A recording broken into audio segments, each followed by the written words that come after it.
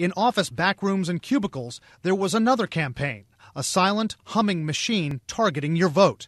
Did you get an invitation to try to win a dinner with actress Sarah Jessica Parker? Did you get an email from Michelle Obama calling you friend? Did you get a banner ad for a campaign when you were surfing the net? Turns out you were targeted for these things by a sophisticated campaign technique called data mining, an effort to find out who individual voters are and how they'll respond to campaign messages.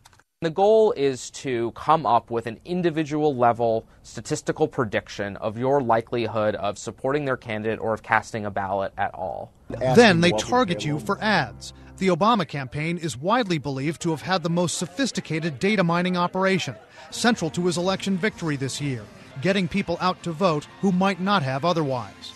Time magazine profiled it with a picture of the data crunchers working in a room called the Cave. But basically what happened is after 2008, the Obama team, was mostly the same team, came back together and said, we want to do this the way we always wanted to. We're going to build this campaign from the ground up.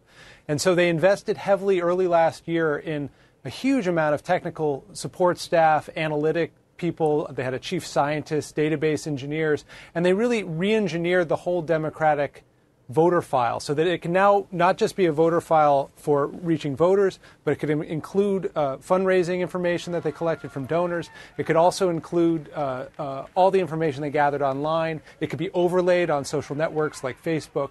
And so they created basically a holistic system where they could not just target people, but figure out the best ways to target people. And so in practice, what it meant was almost everything that was happening in the Chicago headquarters, the whole campaign was being tested over and over again, analyzed for ways to improve things. And so even the smallest decisions like who to host a fundraiser or what to put in an email or how to design a web page was actually tested against data they had collected. Right, and you mentioned like George Clooney, you could win a dinner with him and President Obama, and also with Sarah Jessica Parker in New York. That was tested out before those people were picked, correct? So what happened was they did the Clooney fundraiser. Obviously, he was going to be a big draw, the biggest Hollywood star there is. It was enormously successful for them, but they found when they were looking at the data of who was giving money to basically enter the drawing to appear at that dinner with George Clooney, that most of the demographic that was giving the most money were women between the ages of 40 and 49, and it was on the West Coast.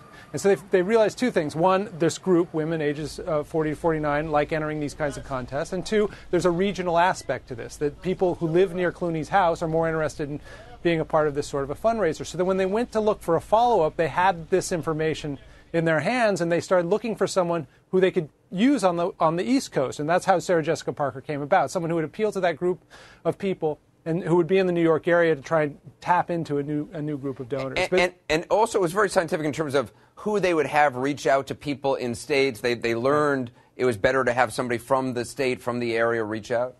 Yeah, that's right. One of the big insights actually from 2008 is the best way to get some people to do things is to have someone from their neighborhood, even better, someone they actually know, tell them to do it. And they actually use this not just in their field organizing, but at the end of the campaign, they had thousands of people who had signed up for a Facebook app for the campaign. When you signed up for the app, you basically gave the campaign all the information about who your Facebook friends were. They overlaid that data with their own databases, and they were then able to ask you to target the people they wanted to get at. So if you were part of this Facebook app, you were getting messages in the final days saying, message your friends, Joe Schmo in Colorado or in Texas. And when you did that, they knew, because they tested this as well, that the likelihood that your friend Joe would act on your recommendation, go vote, go register, early voting's open, whatever it was far higher than if the campaign just sent them an email. Wow.